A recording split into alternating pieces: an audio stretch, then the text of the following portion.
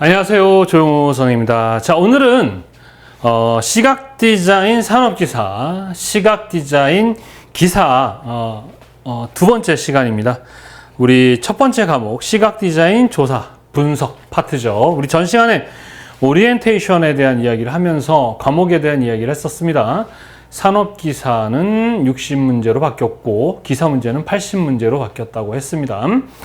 전 시간에 설명하지 않았던 게 뭐냐면 우리 하나가 있는데 꽈락이라는 제도가 있습니다.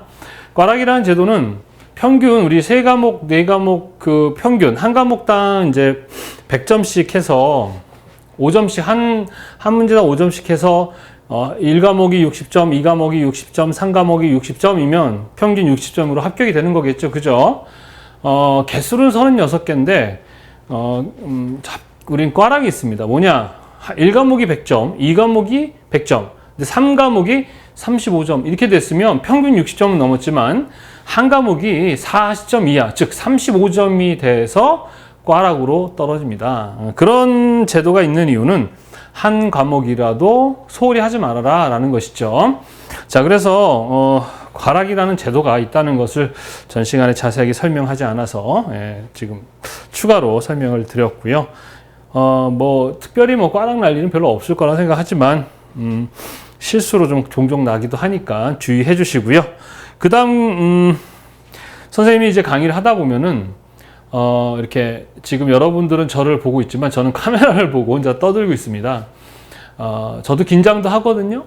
그러다 보면 말실수를 좀 할 때도 있고 책의 내용과 제가 설명하는 게 약간 차이가 있을 때가 있어요. 그 대부분은 제가 많지는 않아요. 아주 가끔 나오는데 그럴 경우에는 책이 우선입니다. 무슨 말인지 아시겠죠? 책의 내용을 우선시 하시면 되겠습니다. 그리고 그런 것들이 문제가 생기면은 유튜브에 댓글로 또는 카페에 댓글로 선생님 이런 문제가 있는데 잘못된 거 아닙니까? 라고 문의를 하시면 제가 최대한 빠른 시간 안에 선생님이 친절하게 답을 해드리겠습니다. 자, 또 그리고 학생들이 영상 강의 이렇게 말 속도가 선생님 너무 빨라요 하는 분도 있고 너무 늦어요 라고 하는 분들이 계셔서 제가 전 시간에 말씀드렸죠. 좀 천천히 강의를 합니다. 그리고 좀 늦다고 생각되는 분들은 우리 그 속도를 1.25나 1.5 정도 놓고 하시면 아마 빠르게 시청이 가능하시니까 그렇게 하여 주시고요. 그 다음 또 옷도 마찬가지로 보면은 매일 똑같은 옷만 찍는 것 같다고 느끼실 텐데 안 그래요. 이 색깔의 옷들로만 촬영을 하는 겁니다. 왜냐 그러면 예전에 제가 촬영했던 것들 보시면 좀 빨간색의 알록달록한 그런 옷을 입고 촬영한 적이 있는데 눈에 막 거슬리고 막 강의에 집중 안 된다 그래서 이렇게 무채색으로 입는 거니까 그런 것도 이해해 주시기 바랍니다. 자, 어쨌든 우리 전 시간에 우리 시각 디자인은 오리엔테이션에 대한 이야기를 했고요. 자, 오늘은 이제 우리가 기본적으로 첫 시간입니다. 실제적인 강의. 오늘은 디자인 일반에 대해서 알아보도록 하겠습니다. 자, 우리가 강의를 듣고 공부하는 분야는 뭐예요? 시각 디자인이죠. 그래서 제가 전 시간에도 얘기했지만 우리가 디자인이 무엇인지 그리고 시각 디자인은 무엇인지 이런 것에 대해서 정확히 알지 못하고 공부하는 거랑 알고 하는 것은 분명히 차이가 있다라고 했었습니다. 시각 디자인이 뭔지도 잘 모르는 친구들도 꽤 많다고 했었고 그리고 디자인의 개념도 잘 모르는 친구분들도 많습니다. 그래서 이 첫 시간에 여러분이 디자인이 이런 거구나, 디자인은 이런 것들이 있고 우리가 공부하는 시각 디자인은 이런 거구나 라고 정확히 오늘 그 디자인에 대한 이해를 하는 시간입니다. 그래서 디자인 일반이라고 하죠. 일반적으로 우리가 디자인의 개념을 이해하는 시간이라고 보시면 되겠습니다. 자, 시험 문제는 여기서 한 3문제, 4문제 정도 출제되는 부분이고 난이도는 그렇게 어려운 부분은 아닙니다. 그리고 강의할 때 그냥 나오는 것만 제가 읽어주고 하면 한 30분도 안 돼서 강의가 끝나는 파트인데 제가 말씀드렸듯이 우리가 필기 공부를 왜 해야 하느냐, 단순히 실기를 보기 위한 과정으로서 암기 과목으로 그냥 암기해서 시험 합격하면 초능력을 발휘해서 다 까먹는 그런 과목이다. 아닙니다, 여러분. 자, 여러분들이 처음 뭔가를 할 때 예를 들어서 여러분이 소개팅을 나간다고 한번 생각을 해보십시오. 얘기를 했었나 모르겠네. 하여튼 소개팅 처음 나갈 때 잘한다 못한다? 못한다. 그럼 그 전에 어떻게 해야 돼요? 필기 공부해야 된다. 그래서 자료 같은 거 좀 뭐 책도 읽어보고 뭐 다녀온 사람들을 뭐 이렇게 인터뷰도 해보면서 그런 지식을 갖고 하는 거랑 그냥 하는 건 분명히 차이가 있다. 그렇죠? 자, 특히 우리 시각 디자인 이쪽은 시험의 아이디어에 대한 시험 문제입니다. 아무리 그림을 잘 그리고 컴퓨터 작업을 잘해도 아이디어가 좋지 않으면 불합격이 되는 어려운 시험일 수도 있지만 또 쉬운 시험일 수도 있다라고 말씀드렸습니다. 그래서 더욱더 다른 과목에 비해서 이 필기적인 내용, 이런 거구나 라는 걸 이해하는 것은 매우 중요하니까 단순히 암기 과목으로 생각하지 마시고요. 강의를 잘 들어보면서 저는 읽는 강의 하지 않는다 그랬습니다. 맥락을 잡는다 그랬어요. 그럼 맥락을 이해하고 그다음 뭐 합니까? 이론서를 보면서 여러분들이 숙지하고 암기하시고 그다음에 한 파트가 끝나면 연습 문제 풀고 이런 식으로 하시고 마지막에 기출 문제 풀면 떨어지라고 선생님이 구슬해도 떨어진다 안 떨어진다? 안 떨어진다. 아셨죠? 그리고 오늘 강의만 잘 들으시면 정말 여러분 디자인은 이런 거구나 라는 것을 알게 될 거예요. 디자인이 뭔지를 알아야 디자인에 관련한 일을 하고 싶은 거 아니겠습니까? 그죠? 자, 그래서 오늘은 디자인 일반 첫 번째 파트로는 두 번째 데이 2죠. 그러나 강의는 오늘부터 시작을 하는 겁니다. 자, 일단 먼저 디자인의 정의. 자, 시험 문제는 이런 게 나와요. 디자인의 뜻은 무엇이냐? 우리 전 시간도 얘기했지만 일반인들은 디자인은 뭐냐? 뭔가 보기 좋은 스타일을 만들거나 하는 그러한 신미성의 일을 하는 사람들로만 이야기를 하는데 물론 그 업무가 있습니다만 디자인의 전체는 아니라는 거죠. 본질은 계획하다, 설계하다. 제가 분명히 전 시간에 얘기했었습니다. 뜻은 계획하다, 설계하다. 디자이너는 뭐 하는 사람들이다? 계획하는 사람, 설계하는 사람이다. 이렇게 이해를 하셔야 되는 거예요. 자, 그래서 이 개념이 뭔지 이해를 하시면 되겠고, 그 다음에 우리가 지금 사용하는 디자인이라는 말은 어떻게 나왔느냐? 그럼 이거 디자인의 어원이라고 하죠. 이 어원에 대한 시험 문제가 가끔 출제됩니다. 자, 데시그나레, 자, 리을자로 끝났죠, 둘 다. 그러니까 라틴어다, 데시그라네. 데생이라는 거는 딱 들어도 프랑스어 같죠, 그죠? 그 다음 디세뇨 하게 되면 이탈리어, 요거 두 개 뺀 나머지는 이탈리어. 이렇게 암기를 저는 합니다만 선생님 전 그런 거 필요 없어요. 그냥 외웁니다 하면 외우십시오. 저는 잘 암기 능력이 좀 탁월하지 않아서 뭔가 연상법을 해서 외우시는데 짜증스러워 하지 마시고 저 나름대로 암기법을 소개하는 거니까 저와 같이 잘 못하시는 분들은 그렇게 하시고 저는 한 방에 외워져요. 이런 분 계시더라고요. 그냥 어떤 책을 보면 그 책이 사진으로 탁 찍혀서 기억이 되는 사람이 있습니다. 부러워요. 그죠? 하여튼 저는 그렇습니다. 자, 그래서 간단하게 이것만 알고 넘어가면 돼요. 사실은 디자인은 계획하다, 설계하다라는 의미를 갖고 어원은 데시그라네, 데세뇨, 데생. 데시그라네는 라틴어, 디세뇨는 이탈리어, 데생은 프랑스어 어원으로 해서 지금 우리가 사용하는 디자인이라는 말이 나왔다. 요렇게만 시험 문제에 출제됩니다. 그러나 필기 공부는 단순히 이것만 아는 것이 아니고 정말로 디자인은 무엇인가, 디자인의 목적은 무엇이고, 그쵸? 우리들은 어떤 일을 하는가라는 것을 알기 위한 것이기 때문에 그 부분을 좀 더 자세하게 설명하면서 가겠습니다. 자, 디자인의 목적. 자, 디자인은 말씀드렸듯이 계획하다, 뭐라고요? 설계하다 그랬습니다. 그러면 우리 인간들은 뭘 계획합니까? 자, 쉽게 얘기해서 과거를 계획합니까? 현재를 계획합니까? 미래를 계획합니까? 뭘 계획하죠, 우리? 그렇죠. 미래를 계획하는 겁니다. 그래서 계획은 미래와 관련되는 거예요. 그래서 디자이너들은 뭐랑 노는 사람이에요? 미래랑 노는 사람들입니다. 무슨 말인지 아시겠죠? 우리는 과거에 과거에 후회하지 않고 현재에 머물지 않고 우리는 미래를 보는 사람들입니다. 그래서 미래랑 노는 사람들이에요. 그게 바로 창의성이라고 하는데 디자이너가 갖춰야 할 그런 가장 큰 덕목은 뭐다? 창의성. 그거에 대한 얘기도 우리 다음 파트에서 한번 자세하게 계획과 기획을 이야기할 건데 그때 설명을 할게요. 그래서 이 필기가 단순히 암기 과목이 아니라 여러분들이 제대로 디자인이 뭔지를 알 수 있는 좋은 기회일 겁니다.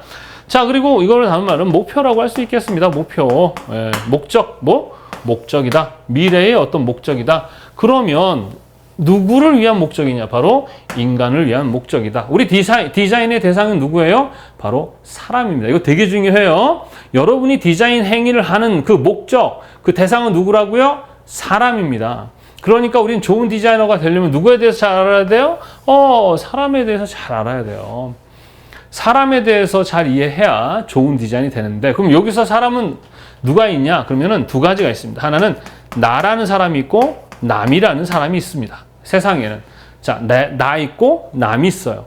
자, 누가 더 중요합니까? 그렇죠. 내가 중요합니다. 남 중요하지만 내가 소중해요. 왜? 나 없으면, 나 죽으면 이 세상에 아무리 좋은 게 있다 하더라도 그게 나랑 뭔 상관입니까? 세상에 종말이 와도 내가 없으면 그게 종말이지. 그게 무슨 상관이에요? 그래서 인간은 어쩔 수 없이 이기적이다. 뭐라고요? 이기적이다. 나쁘냐? 좋냐의 문제가 아니라 그냥 인간의 본질은 이기적이다. 아셨죠? 그래서 남을 배려하기가 참 어려워요, 인간은. 근데 우리 디자이너들은 나를 위한 디자인을 하는 사람이 아닙니다. 누구를 위한 디자인을 하는 사람이에요? 남을 위한 디자인을 하는 사람이죠. 근데 우리 남에 대한 관심 있어요? 없죠. 그래서 뭐 남을 먼저 배려하라 하면 뭐 남을 더 많이는 아니더라도 우리는 최종 목표는 5대5 정도예요. 나를 사랑하는 만큼 누구를 남을 사랑하는 정도만 돼도 훌륭한 디자이너가 될 수 있습니다. 솔직히 나를 사랑하지 않는 사람, 나를 사랑할 줄 모르는 사람은 남을 사랑할 줄 몰라요.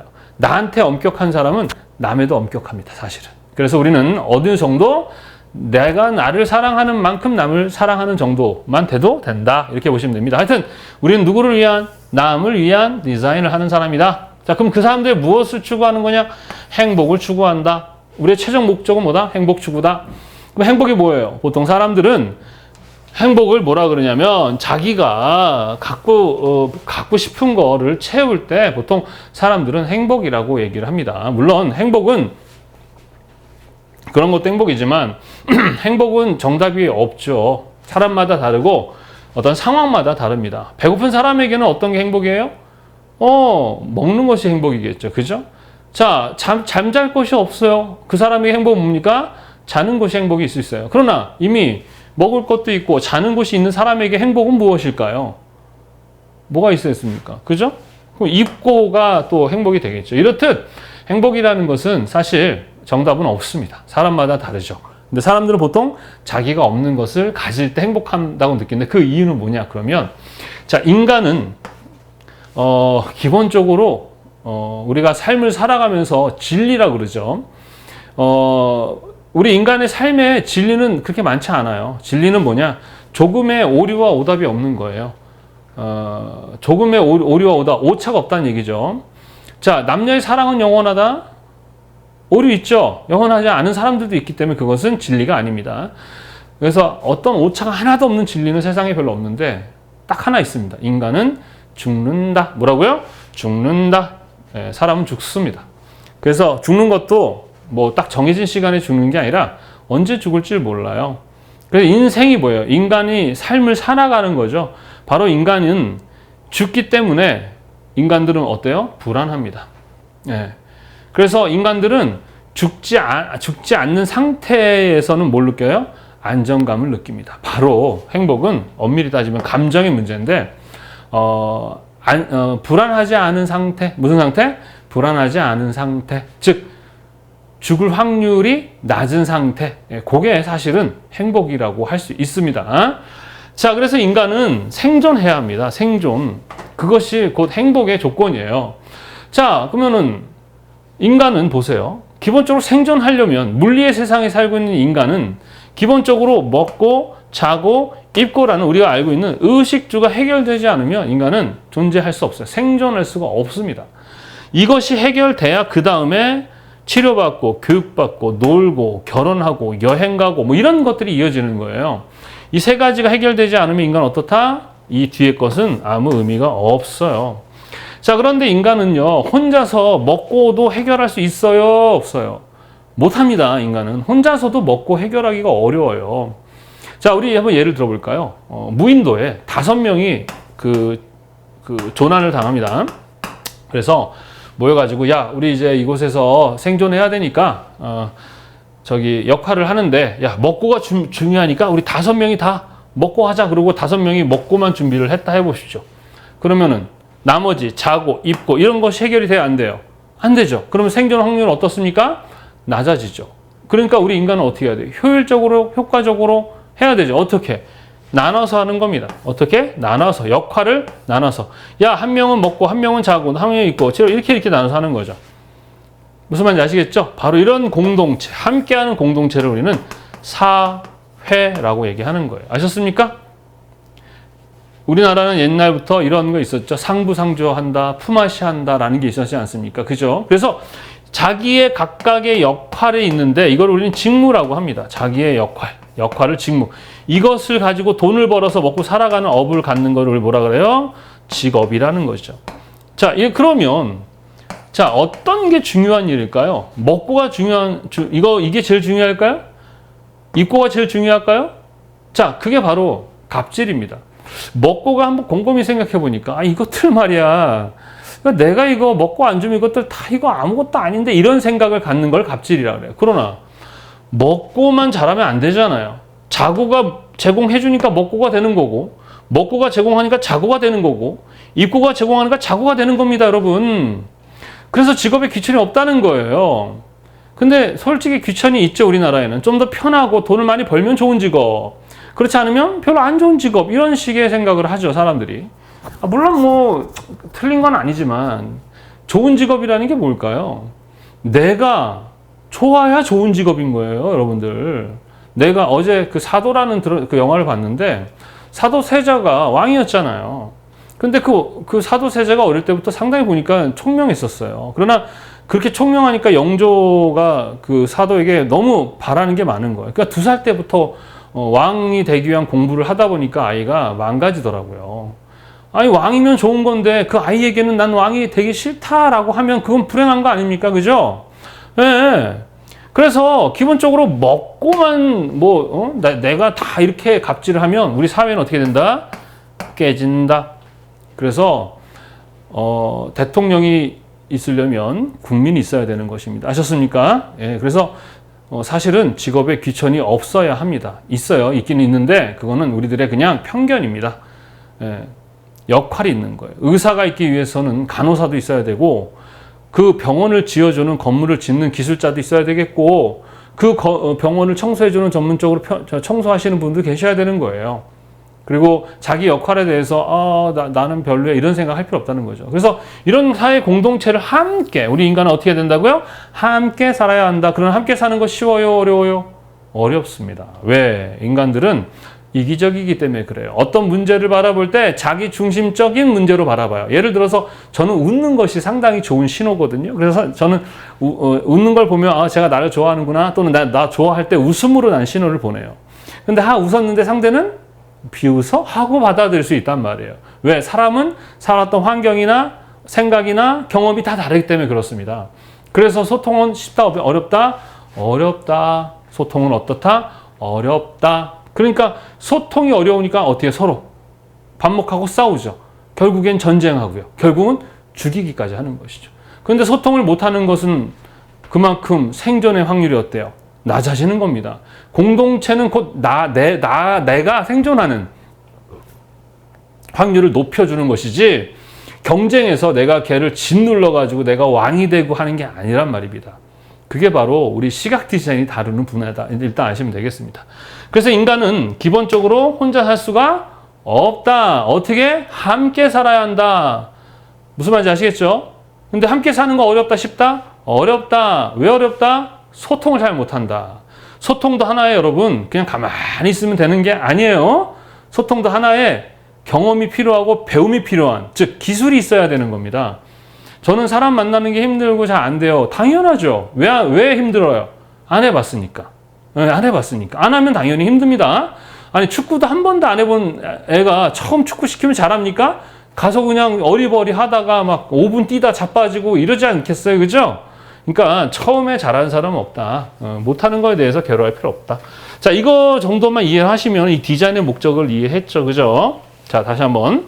디자인을 하는 목적은 디자인은 그림 그리거나 어떤 스타일을 만드는 행위도 하지만 그것이 목적이 아니고 본질적인 목적은 누구? 사람의 무엇을? 행복을 다룬다. 그럼 행복은 무엇이냐? 보통 사람들이 다양한 그 상황에 맞춰 행복이 있지만 결국 본질은 불안하지 않은 상태, 즉 생존에 위협받지 않는 상태, 안정감을 느끼는 감정의 상태가 바로 행복이다라고 할 수 있습니다. 그러면 인간들이 가장 행복감을 느끼는, 안정감을 느끼는 상태가 어떤 상태다? 함께 살아가면서 뭘 잘하는? 소통을 잘하는 그런 상태가 우리의 생존 확률을 높이는 안정된 사회가 된다. 이해하셨죠? 항상 어떤 세상이 망할 때, 우리 역사를 보면 고구려도 그랬어요. 강력한 다 국가였어요. 그런데 어쩔 때 다 망하기 시작했습니까? 국민이 분열할 때, 내부 분열할 때 다 망했다라는 거 아셨죠?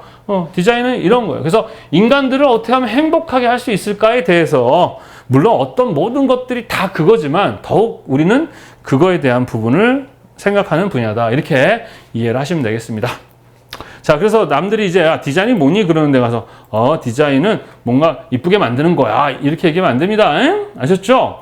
자, 그래서 빅터 파바넷이라는 사람이 이 디자인은 이 복합적 디자인은 그 기능을 갖는다라는 이야기를 했습니다. 자, 선생님이 말씀드렸잖아요. 단순히 여기도 보면 미학이라는 게 있습니다. 보기 좋은 거, 아름다운 거를 추구하는 것은 인간의 본능이에요. 아셨죠? 미학, 그럼 이것만을 추구하는 게 아니라 했었죠. 디자인은 다양한 문제들을 다양한 상황에 맞춰서 정답을 찾아가는 것이 아닙니다. 진리라 그러지 아까 얘기했던 진리가 아니에요. 우리는 뭐예요? 균형과 조화를 찾아가는 겁니다. 우리 디자인의 목적은 뭐다? 균형과 조화입니다. 아셨어요? 그거에 대해서는 추후 좀 더 구체적인 설명을 하겠습니다. 그래서 이 사람은 용도, 어떤 용도로 어떤 용도에 맞게 한목적성 같은 거예요. 그리고 어떤 필요에 의해서 이 두 가지는 좀 약간 항목적성이죠. 목적이 합하냐, 어떤 방법으로, 어떤 기능에, 어떤 목적으로, 또 어떤 인간들의 감정과 관련된 부분, 이런 7개의 이러한 복합적 기능이 함께 어우러져서 하는 것이 뭐다? 디자인이다라고 주장을 한 사람입니다. 그래서 요거에 대한 시험 문제도 자주 나옵니다. 누구? 빅터 파파네. 그리고 이 사람이 주장했던 것보다 복합적인 디자인 기능 해서 이제 다양한 요 애들의 기능들이 함께 하는 것이 디자인이다. 그리고 얘네들을 물어보는 각각의 시험 문제가 출제가 자주 됩니다. 그건 교재를 보고 이제 내용이랑 확인하시면 되겠습니다. 자, 그래서 사실은 지금 선생님 예전에는 되게 길게 설명을 했었습니다. 되게 진짜 미시적이라 그러죠. 그런데 이제 필기 강의다 보니까 거기까지 설명하다 보니까 너무 길어요.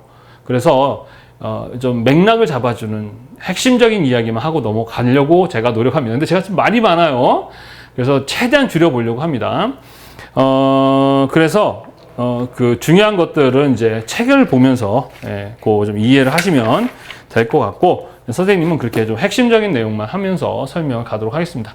시험에는 아까 얘기했듯이 디자인의 의미, 계획하다, 설계하다, 그 다음에 어원, 그 다음 빅터 파바네, 이런 정도의 문제가 출제가 돼요. 자, 그리고 이제 우리 다음 알아야 될 게 뭐냐 그러면 디자인의 활동 방법이라는 게 있는데, 자, 우리가요 모든 업무는요 크게 두 가지 업무가 있습니다. 하나는 기획이라는 업무가 있고요. 우리 직무 있죠? 직무. 하나는 기능이라는 직무가 있어요. 직무. 앞에서 얘기했죠? 직무는요 항상 생겼다가 사라지기도 하고 다시 새로운 게 만들어지는 게 직무예요. 시대가 바뀌면서 새로운 직업들이, 직무, 역할이 생기죠. 그죠? 근데 그 역할을 돈 주면서 하게 되면 직업이 되는 거예요. 그러니까 여러분이 새로운 직업을 개발할 수도 있는 거죠. 그죠? 자, 그래서 이 직무는 크게 두 가지 직무. 하나는 기능적 직무가 있고, 하나는 기획적 기능과 기능적 기능이 있습니다. 기획은 뭐냐 그러면 관리자, 매니지먼트라고 얘기하고요.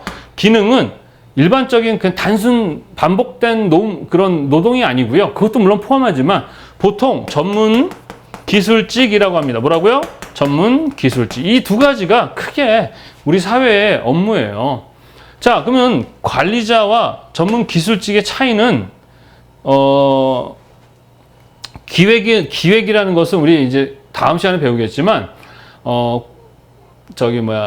머리 쓰는 일을 많이 한다고 보시면 되겠습니다. 그래서 한 30% 정도 있고 얘는 한 70% 정도입니다. 그러니까 어떤 게 일이 좀 많을까요? 일의 개수 하면 이 기능적인 부분이 많아요. 근데 어떤 직업이 좋은 직업이에요? 기능이에요? 기획이에요? 기획이요? 기능이요? 아니랬죠. 나에게 잘 맞는 게 좋은 직업이에요. 아셨죠? 저는요, 이 기획이 좀 잘 맞아요. 근데 학생들 중에는 머리 쓰는 거 싫어요. 저는 그냥 기술적인 거 생각 없이 그냥 착 집중해서 만들고 싶어요. 이런 분도 있습니다. 자, 토끼와 거북이가 있습니다. 달리기 시합을 했는데 토끼가 졌죠. 그럼 토끼가 화가 나서 거북이한테 와서 열받아가지고 야, 한 번 더 해. 그랬을 거 아닙니까? 그럼 거북이가 뭐라고 할까요? 야, 이번에는 나랑 수영 시합해. 그랬을 거 아닙니까? 그러면 토끼가 열심히 노력한다고 해서 거북이를 경기에서 이길 수 있을까요? 없죠. 토끼랑 거북이가 달리기 시합한 것도 의미가 없어요. 이긴들 그게 무슨 의미가 있고 진다고 해서 왜 그게 창피한 거죠? 손흥민 선수가 우리 세계적인 축구 선수인데 우리나라 그 야구 고등학교 선수랑 시합을 하면 이기겠습니까? 못 이기죠. 그러면 손흥민 선생님이 된다. 손흥민 선수는 쓰레기가 되는 건가요? 아니죠.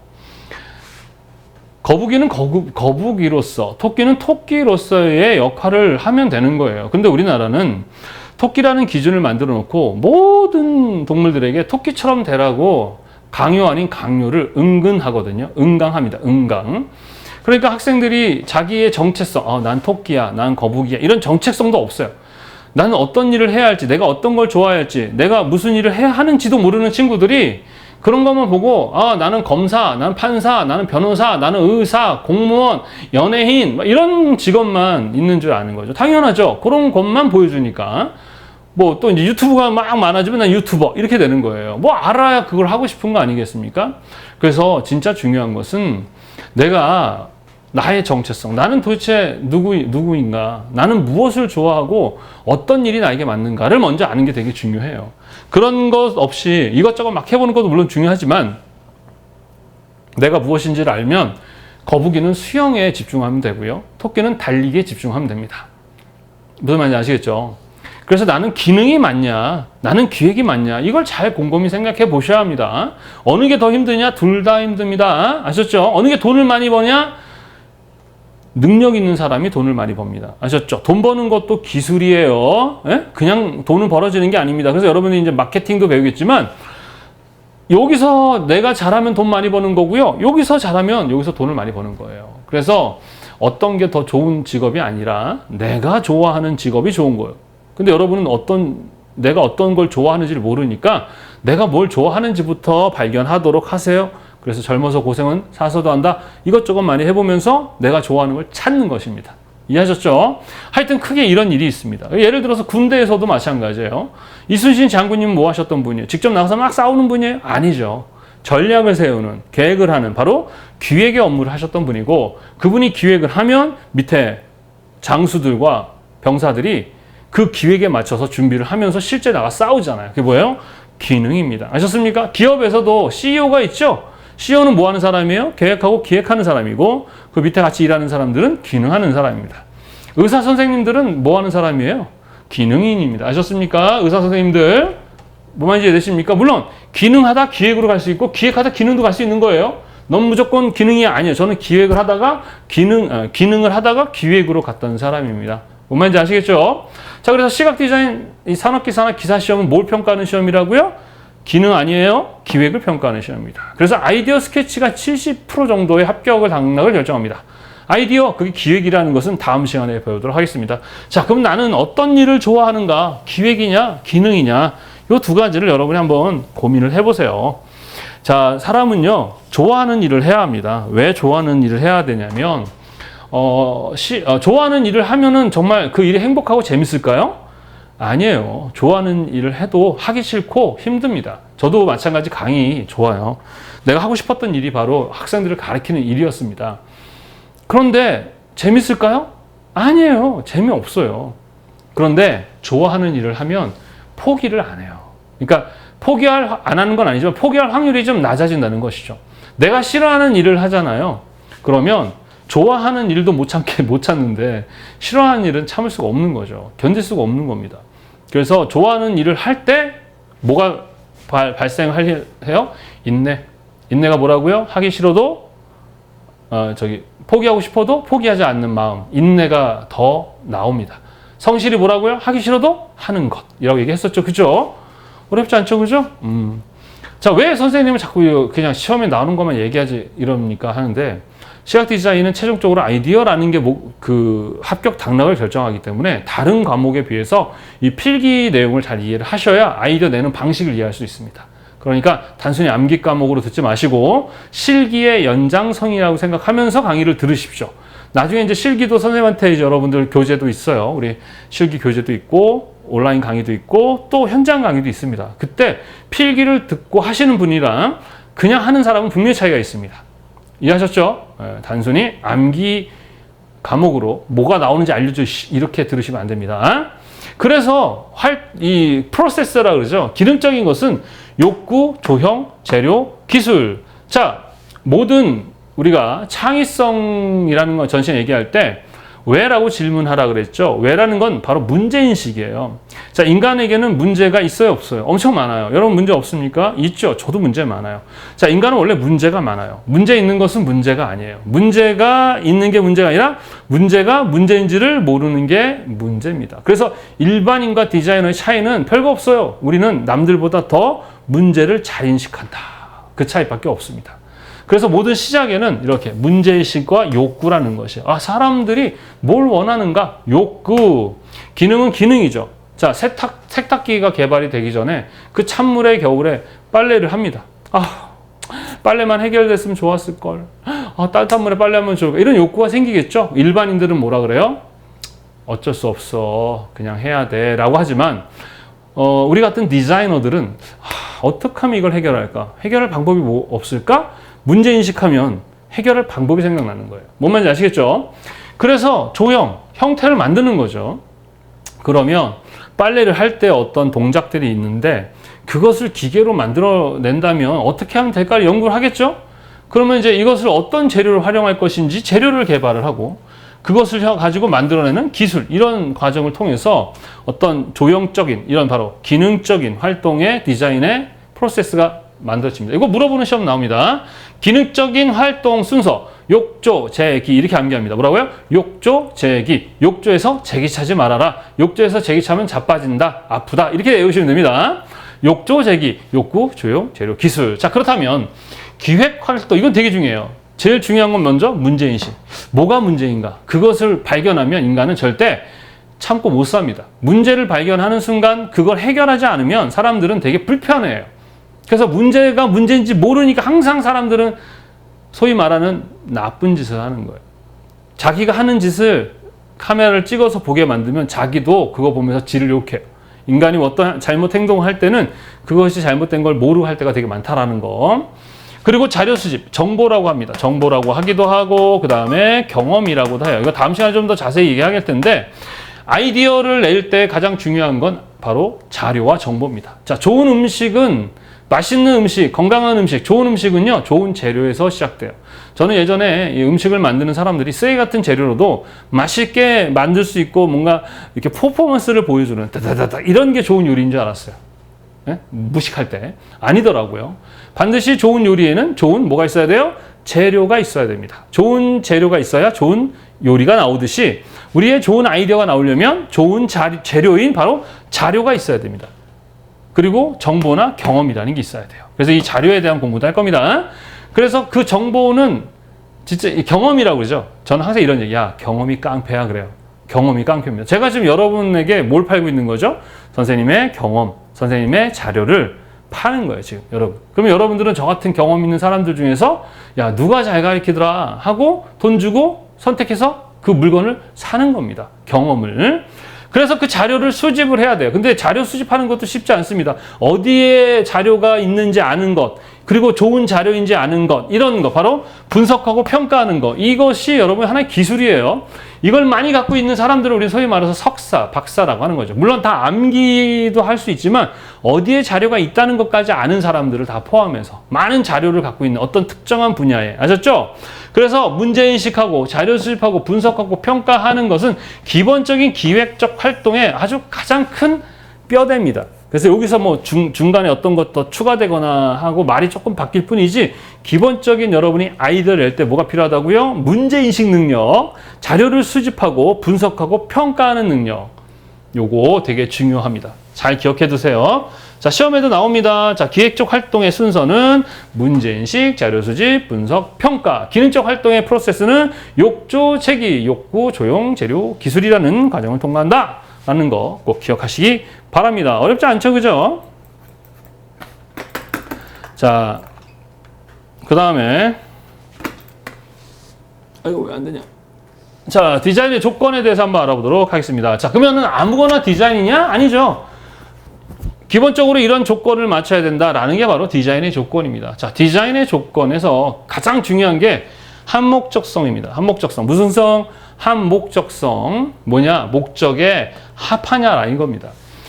어떠한 우리의 디자인을 할 때 가장 중요한 것은 어떤 문제를 해결하는 것입니다. 문제 인식을 하고 그 문제를 해결하죠. 그러면 그 문제에 대해서 실용성, 효용성, 합리성, 기능성이라고 하죠. 그죠? 실제적인 문제 해결을 하는 것입니다. 이쑤시개를 만들 때 막 두껍게 이쁘게 만들면 됩니까? 목적에 합하지 않죠? 목적에 합하지 않으면 안 된다라는 거. 그래서 한목적성이 가장 중요하고, 신미성이죠. 어떤 스타일, 유행, 민족성, 시대성, 개성에 따라 미식이 달라집니다. 아름답다, 보기 좋다는 건 되게 주관적이죠. 선생님 잘생겼습니까? 헛웃음 나오죠? 못생겼다는 얘기입니다.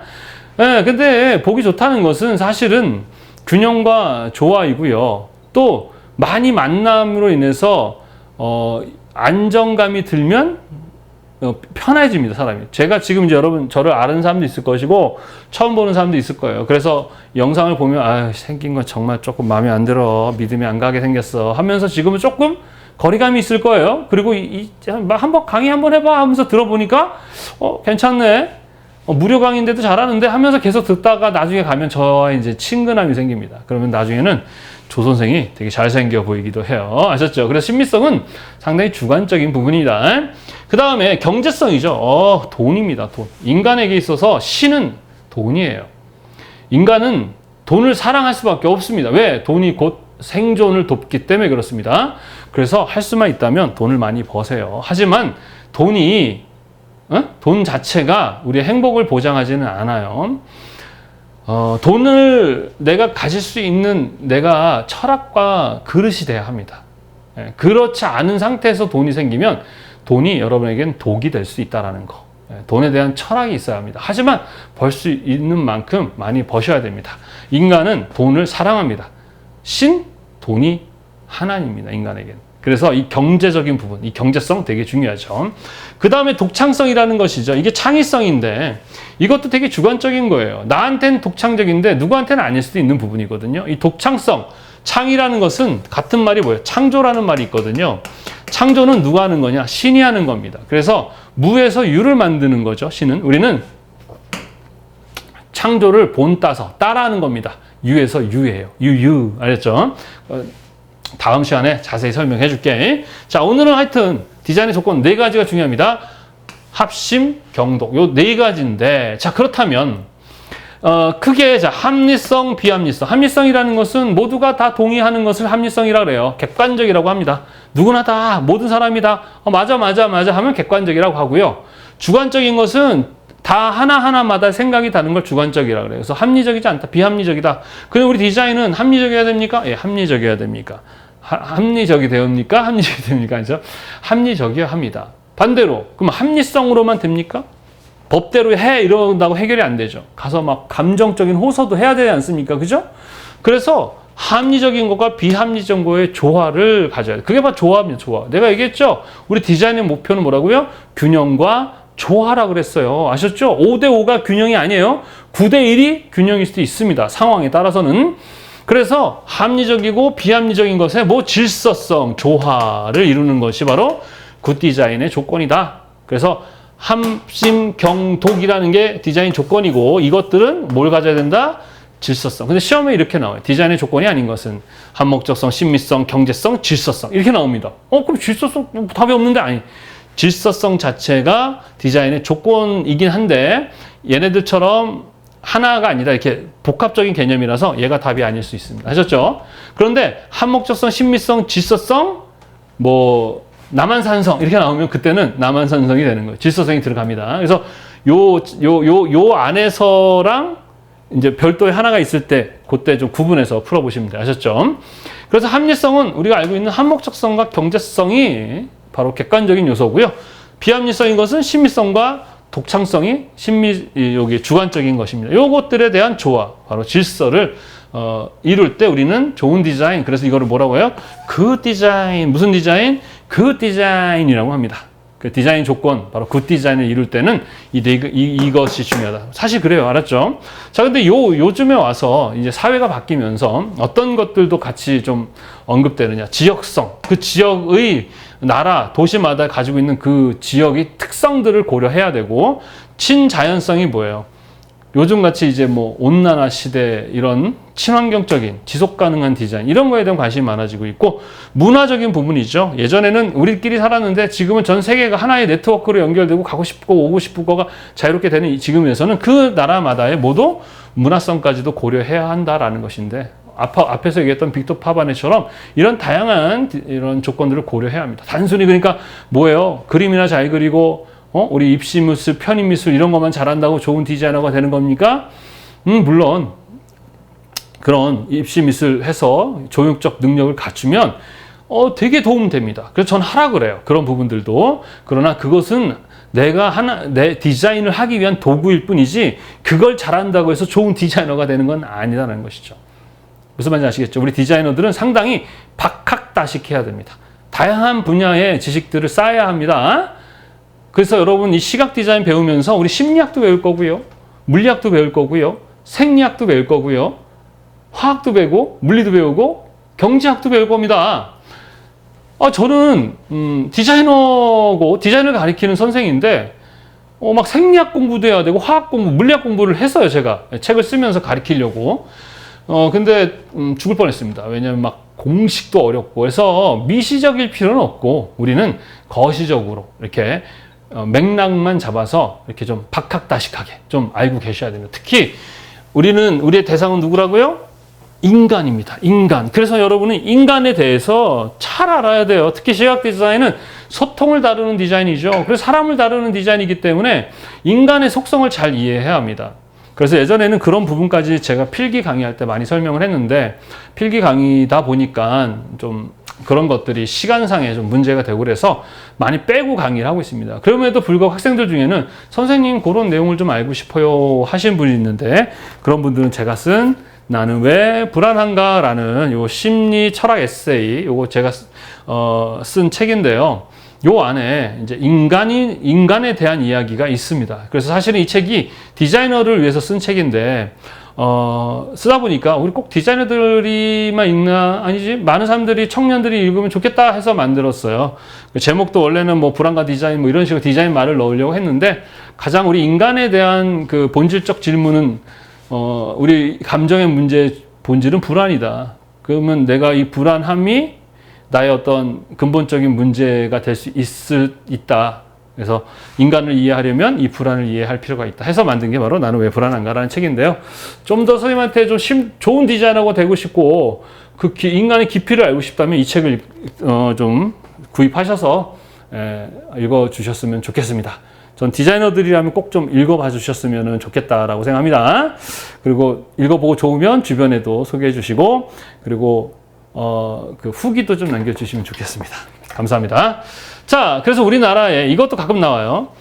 GD 마크라 그래서 굿 디자인 마크라 그래서 우리나라의 그 산업 디자인 진흥법에 의해서 우수성이 인정된 상품에 부여하는 마크가 굿 디자인 마크, GD 마크라는 게 있어요. 이거 가끔 시험에 나오니까 이 부분도 기억하십시오. 요게 이 파트 합심 경독, 학심에서 경독하면 즐겁다. 저는 이렇게 외우는데, 요거 관련한 문제, 한 문제가 출제가 자주 되니까 기억해 두십시오. 어려워요? 어렵지 않죠? 그죠?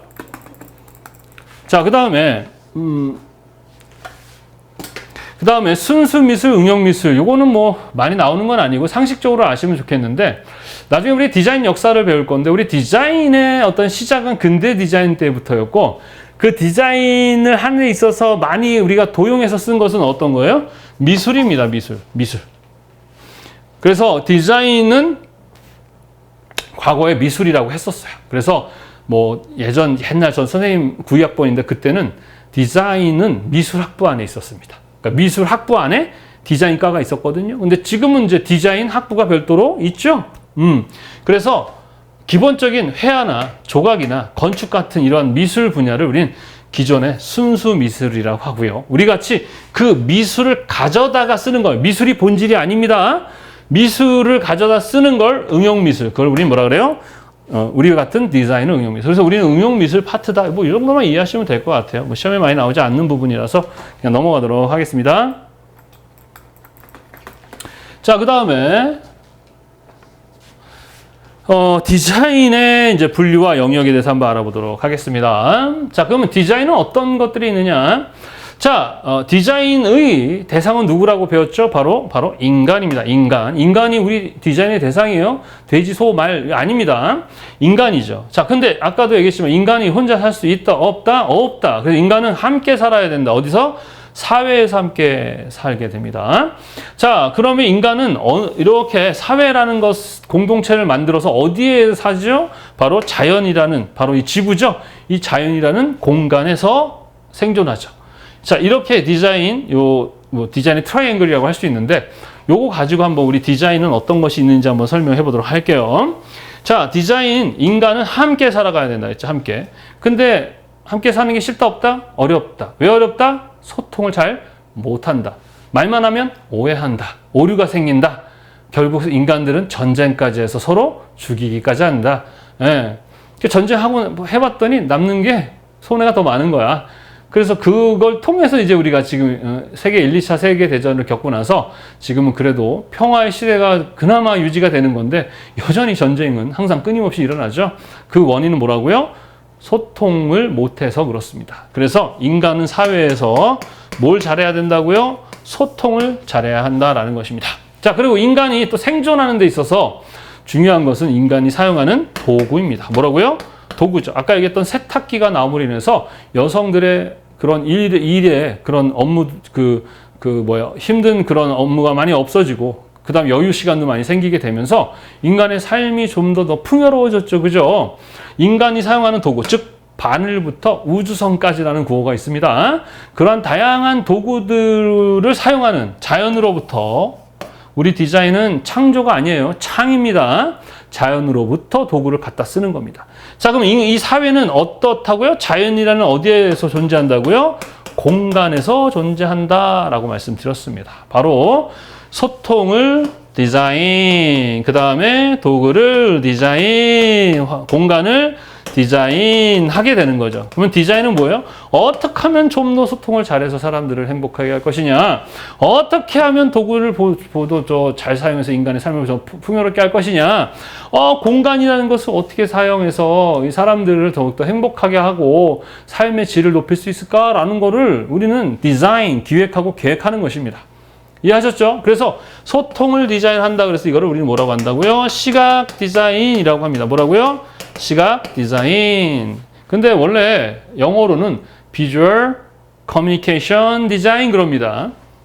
시각 디자인, 눈으로 디자인, 보기 좋게 만드는 거야. 코로 하면 후각 디자인이고 귀로 하면 청각 디자인입니까?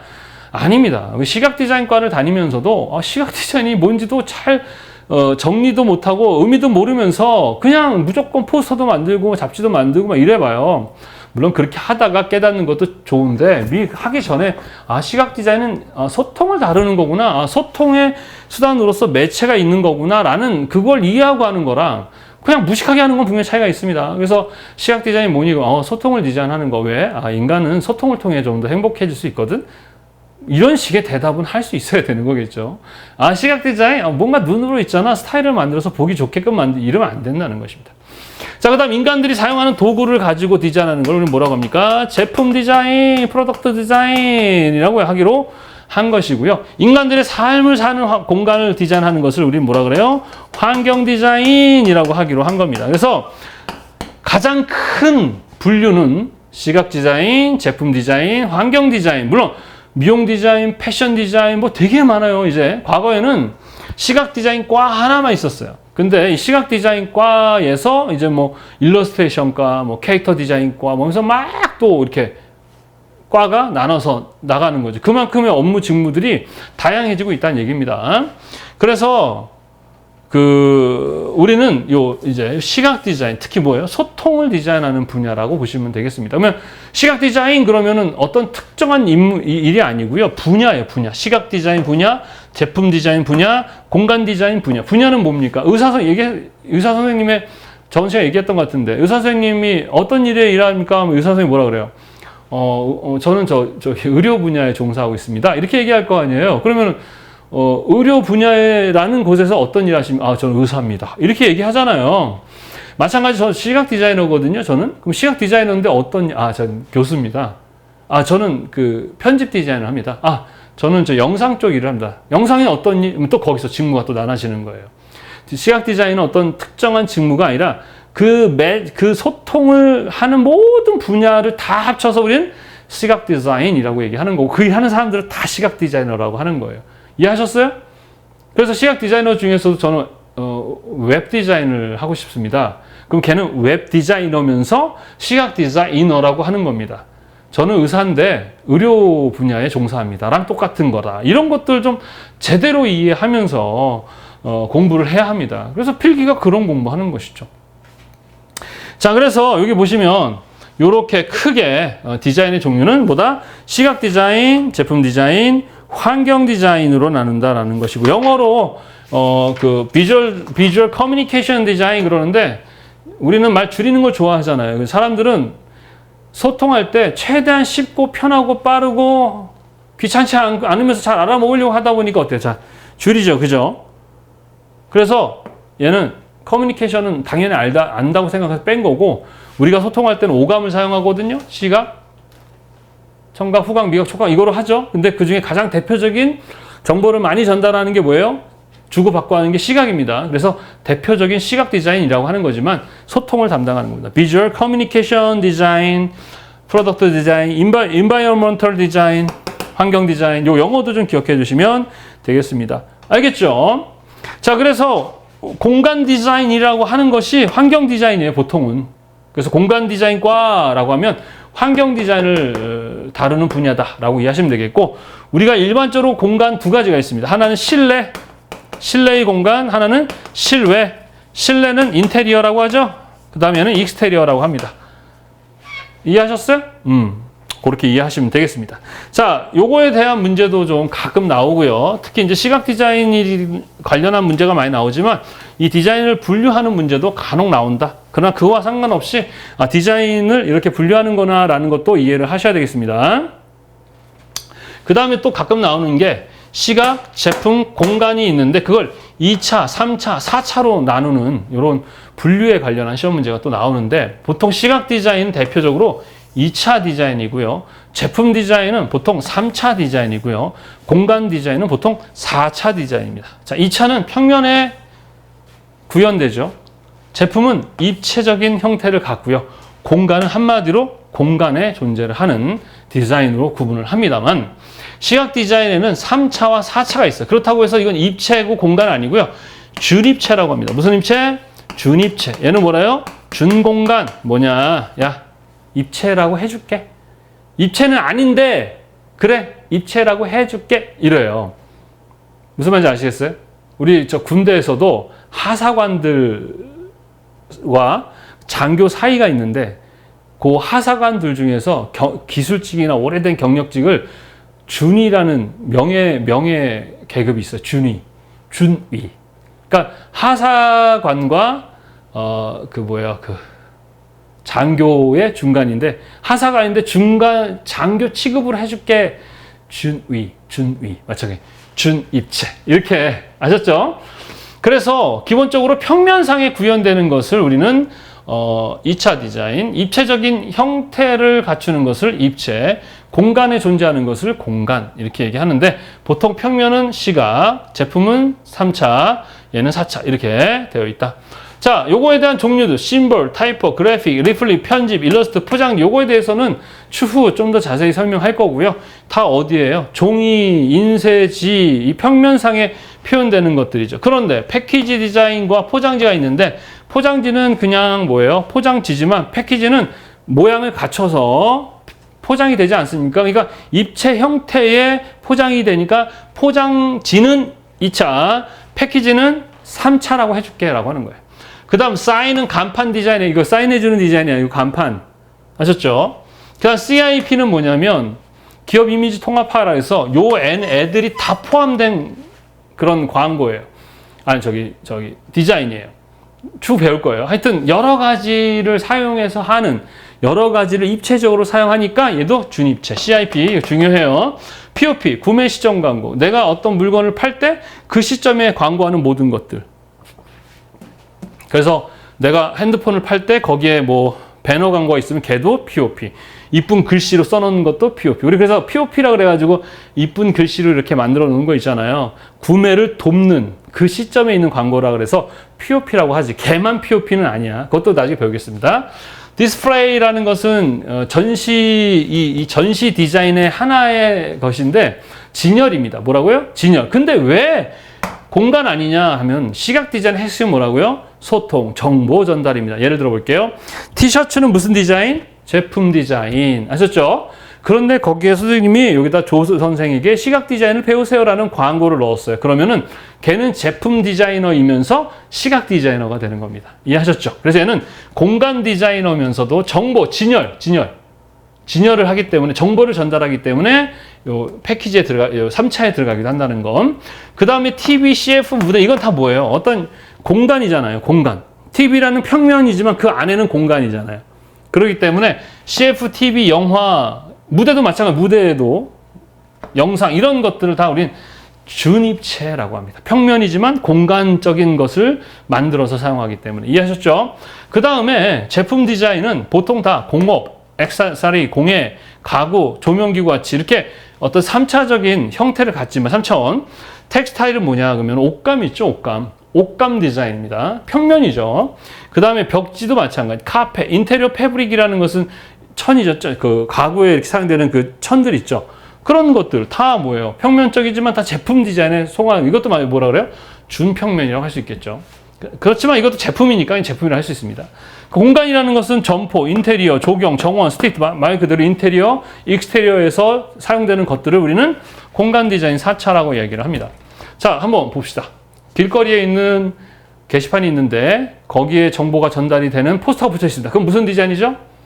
스트리트 퍼니처로서 공간 디자인이면서 게시판이라는 제품 디자인이면서 그 안에 정보가 전달이 되니까 시각 디자이너도 되는 겁니다.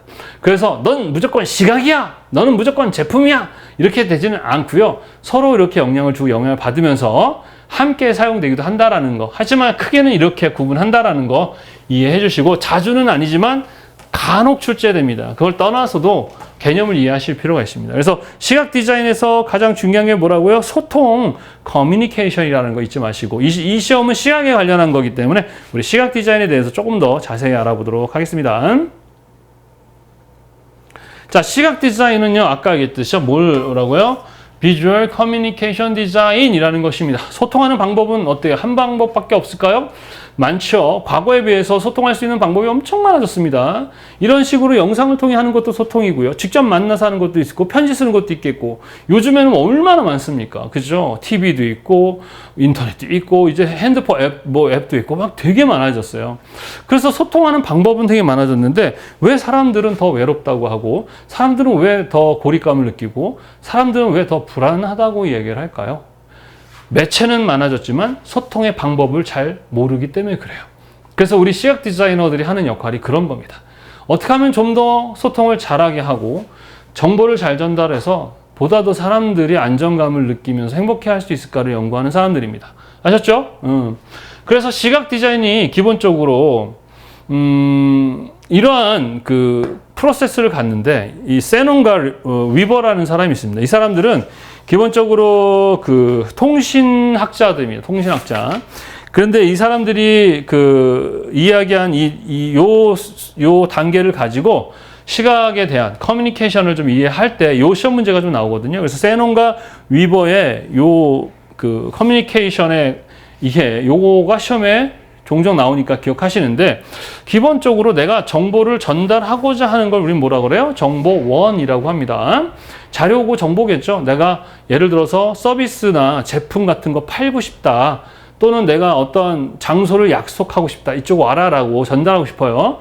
그러면 그것이 잘 전달돼서 그 전달받은 사람이 제품을 사거나 서비스를 누리거나 또는 내가 원하는 장소로 오게끔 만들어야 되는 게 소통이죠. 소통은요, 쌍방향입니다. 주고받고 주고받고 이래야지 일방적으로 가는 것은 소통이 아니죠. 뭔 말인지 아시겠습니까? 그래서 반드시 송신기가 있어야 되겠고 뭐가 있어요? 수신기예요. 보내고 받는 게 있어야 되죠. 그리고 보낼 때는 다양한 채널을 이용할 수 있죠.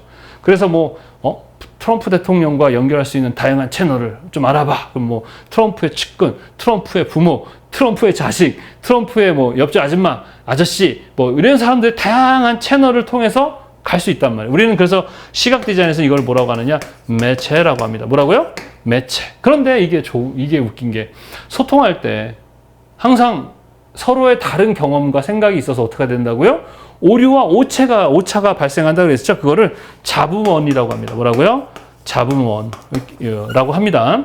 채널을 갈 때 뭐가 생겨요? 이러한 여러 가지 잡음원이 생깁니다. 그러니까 정보가 100% 있는 그러니까 이 통신에서는 전달할 때 저기요 이렇게 해서 막 전달이 안 될 수 있잖아요. 근데 우리 시각에선 그러한 오류, 오차라고 보시면 되겠고, 전달할 때 우리는 매체란 말을 써요. 근데 얘네들은 송신기, 수신기, 채널, 정보원. 그 다음에 목적지는 아까 얘기했듯이 이 정보의 목적에 행동하게 만드는 것을 목적지라고 합니다. 그래서 이 프로세스에 대한 시험 문제가 나와요.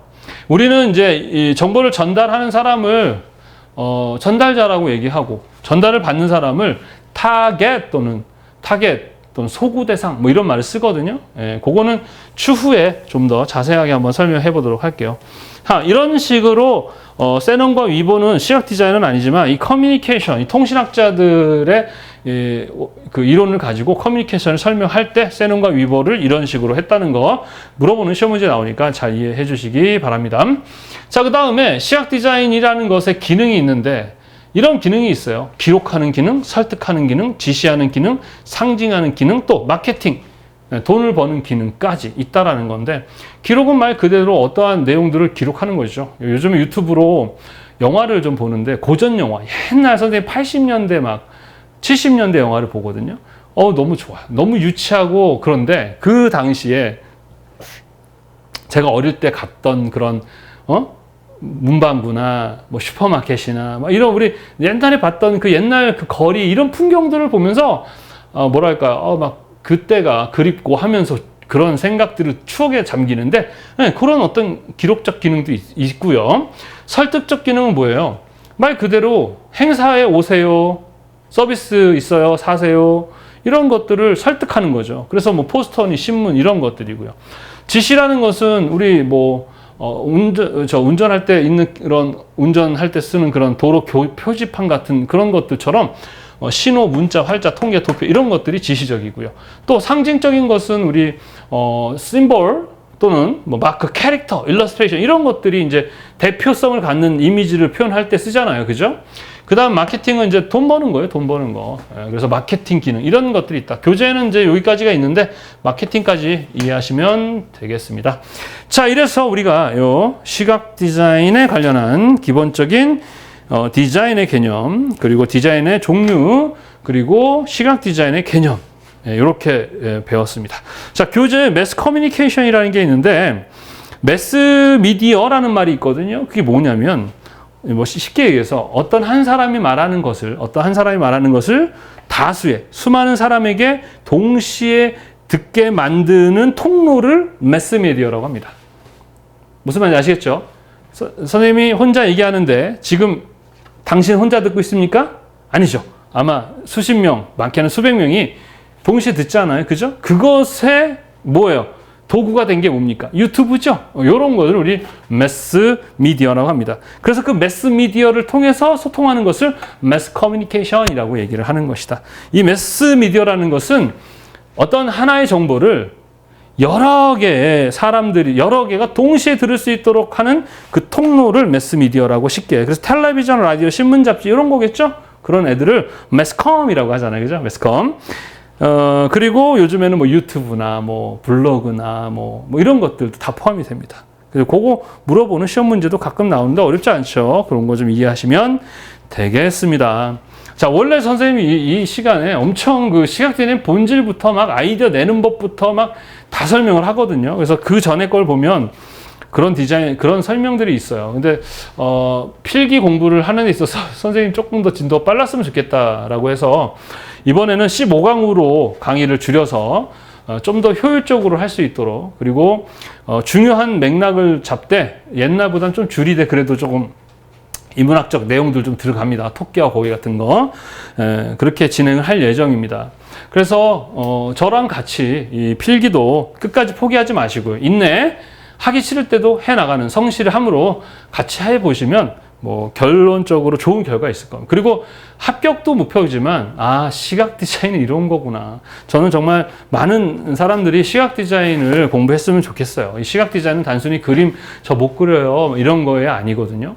그래서 시각 디자인 시험도, 실기 시험도 그림 못 그려도 아이디어만 좋으면 붙는, 우리 카페, 선생님 운영하는 카페 와서 보시면 합격 후기가 다음이랑 네이버 합치면은요 15,000건이 넘습니다. 우리 학생들이 직접 써준. 거기 보면 학생들이 졸라맨처럼 그렸는데 합격했어요. 뭐 저는 개손이에요. 막 이래요. 그림 못 그린다는 표현을 개손이라 그래요. 맞아요. 그래서 이 시험 어렵지 않았습니다. 그래서 쫄지 마시고요. 저랑 함께 필기부터 또 실기까지 저랑 함께 준비하시면 좋은 결과 있을 거예요. 어렵지 않습니다. 미술학원 안 다녀도 되고요. 단 컴퓨터 그래픽을 좀 못하면 좀 컴퓨터 그래픽은 지금 시점에서 같이 준비를 하셨으면 좋겠습니다. 자, 나는 왜 불안한가 아까 한번 말씀드렸는데 우리 디자이너라면 기본적으로 우리 디자인의 대상인 인간에 대한 이해가 필요하다라고 했었습니다. 바로 그 인간에 대한 이해를 돕는 책입니다. 그리고 여러분 자신도 나는 이렇구나라는 걸 알 수 있는 그런 책이에요. 그래서 예전에 제가 해왔던 강의와 상담했던 이런 내용들, 이런 것들을 거의 20년 동안 해왔던 내용을 다 담았습니다. 그래서 선생님 강의 듣는 분들은 한 번씩 구매하셔서 한번 읽어보셨으면 하고 부탁을 드립니다. 그리고 주변에도 조금 소개 좀 많이 부탁드리고요. 자, 하여튼 오늘 두 번째 시간 강의 듣느라 너무 고생하셨고요. 다음 시간에 우리 건강한 모습으로 또 뵙도록 하겠습니다. 수고 많이 하셨습니다. 감사합니다.